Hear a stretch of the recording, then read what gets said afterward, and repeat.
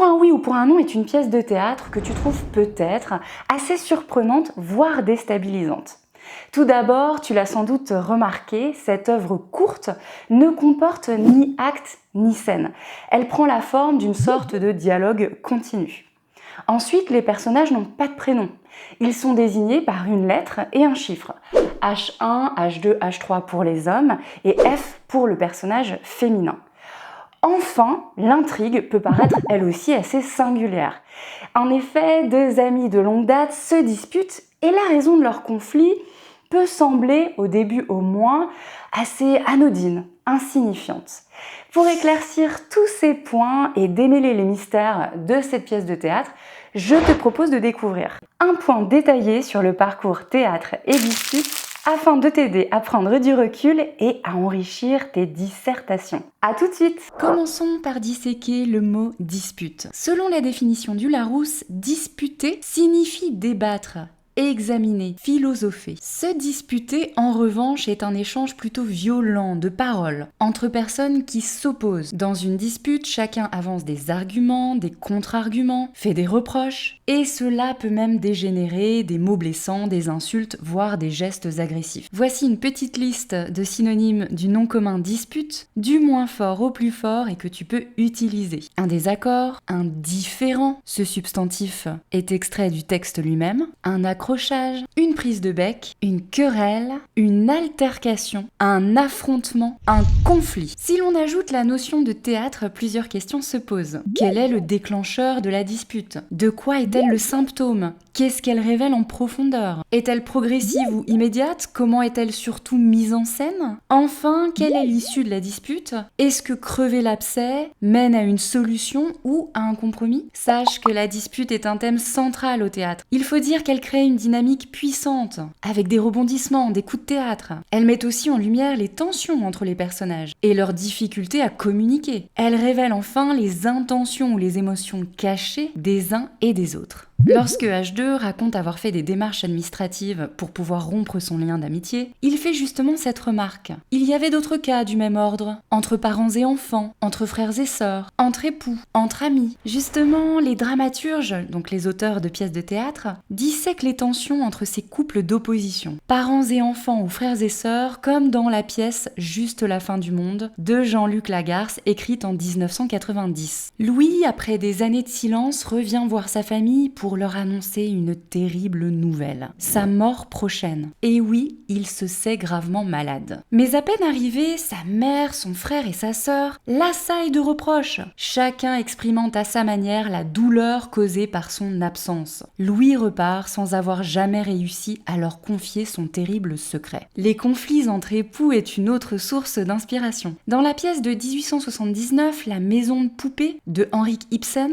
Nora, épouse dévouée, cache un secret. Elle a contracté un prêt en falsifiant une signature pour sauver la vie de son mari gravement malade. Lorsqu'un troisième personnage menace de révéler cette fraude, les tensions montent dans le couple. Thorvald, le mari, découvre la vérité et réagit avec égoïsme. Il est en colère contre sa femme et ne pense qu'à sa réputation. Nora réalise alors qu'elle a toujours vécu sous l'emprise des hommes et elle décide de quitter son mari pour recouvrer sa liberté. Le duo explosif maître-valet, abordé notamment par Molière, est un excellent levier pour divertir et faire réfléchir le public. Dans Le Malade imaginaire, Toinette, la servante d'Argan, se moque sans retenue de son maître. Leurs confrontations mettent en lumière l'aveuglement d'Argan face à son état de santé imaginaire et son égoïsme. Enfin, les disputes entre amis sont un excellent ressort dramatique. La comédie Le Prénom, jouée pour la première fois en 2010, en est un bon exemple. Pour ton info, cette pièce a été adaptée en film hilarant que je te conseille de visionner de toute urgence. Lors d'un dîner qui mêle famille et amis d'enfance, Vincent, bientôt papa, annonce le prénom qu'il a choisi pour son fils, Adolphe. Ce choix provoque un raz-de-marée parmi les convives, puisqu'ils font tout de suite le lien avec Adolf Hitler.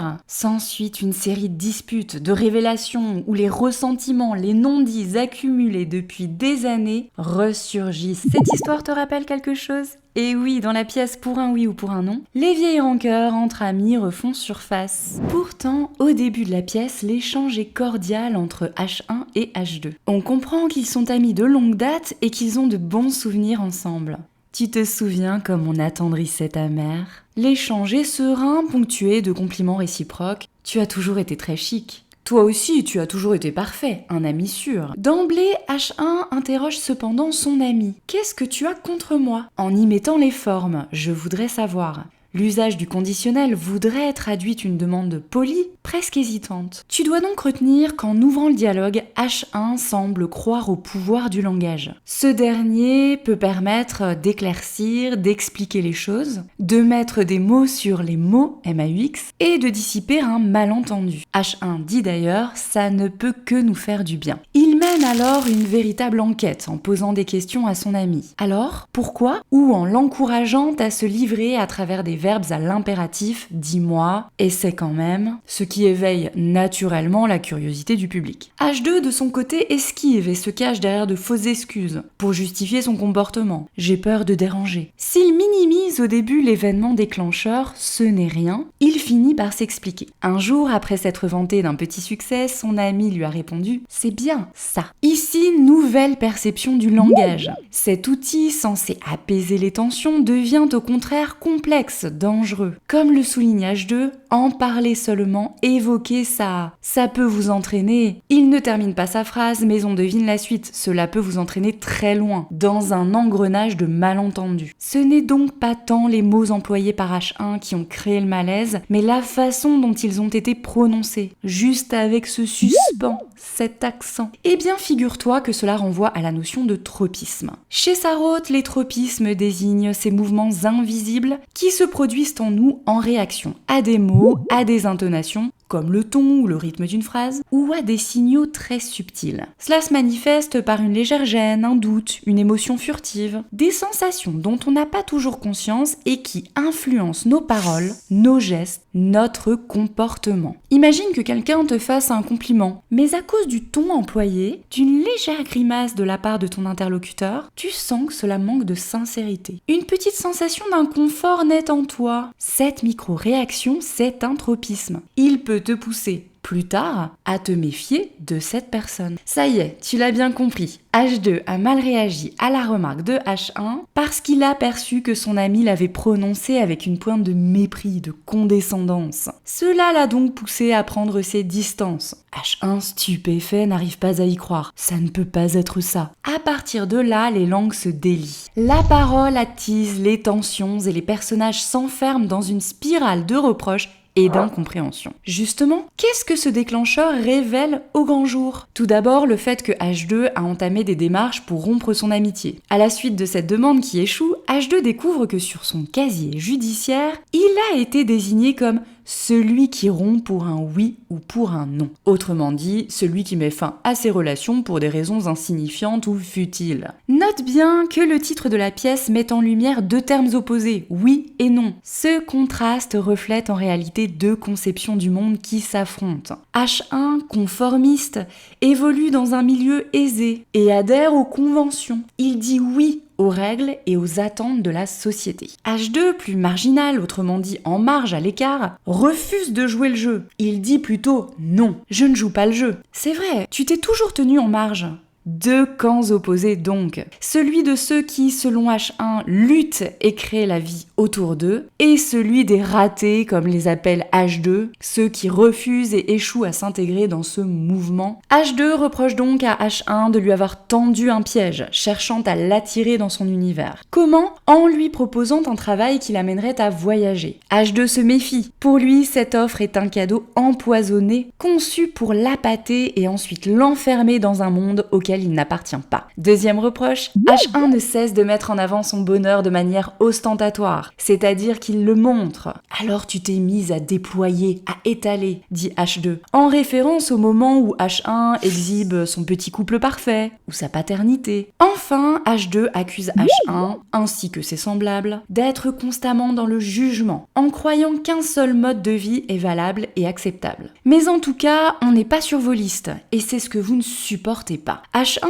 après avoir exprimé son incompréhension, puis fait preuve d'ironie, accuse H2 de jalousie. Il regrette même d'avoir accepté ce rendez-vous. Si c'était pour entendre ça, j'aurais mieux fait de ne pas venir. Finalement, H1 renverse les reproches en accusant H2 de mépris. Selon lui, H2 cultive une vision poétique et plus sensible du monde, qu'il considère comme plus profonde, et qu'il cherche à imposer aux autres. C'est ce qu'il exprime à travers l'épisode de l'alpinisme, quand H1 décide de s'arrêter pour que tout le monde contemple le paysage. Tu nous forçais à nous tenir devant ça, en arrêt, que nous le voulions ou non. Mais alors, comment cette dispute est-elle mise en scène? Je rappelle que cette pièce a d'abord été écrite pour être diffusée à la radio, ce qui, évidemment, a une influence directe sur la mise en scène minimaliste. Sans éléments visuels, pas d'action, pas de gestes violents, tout repose sur le dialogue et les silences. La ponctuation joue donc un rôle fondamental. Les points de suspension, par exemple, indiquent souvent une hésitation ou un sous-entendu qui n'est pas exprimé verbalement. Ce choix permet d'instaurer une tension où chaque pause invite le spectateur à deviner ce qui n'est pas dit. Les phrases inachevées montrent la difficulté de communication entre les deux amis. Je rappelle qu'une interruption brusque du discours, souvent suivie par des points de suspension, s'appelle une aposiopèse. Il y a aussi les didascalies qui indiquent